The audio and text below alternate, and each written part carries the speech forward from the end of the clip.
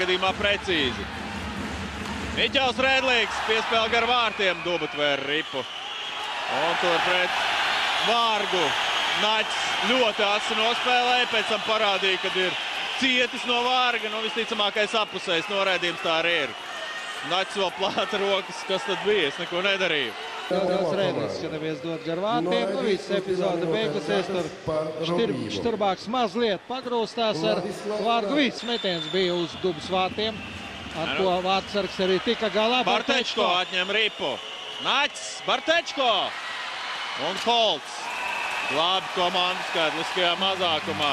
Melins, Reķis un Duba. Nu, Mārtiņš Cipuls nespēlē mums šobrīd. Jurš Štāls, Podziņš un Lucēnijus. Šāds 4. virknējums un ripa vārtos Špirko. Patiesībā notika tas, kas brieda. Un, diemžēl, arī nobrieda. Nu, varbūt šāds pavērsiens tā pa īstam mūsu komandu beidzot sapurinās. Krišāns Rēdlīgs, bet ripu neiegūst.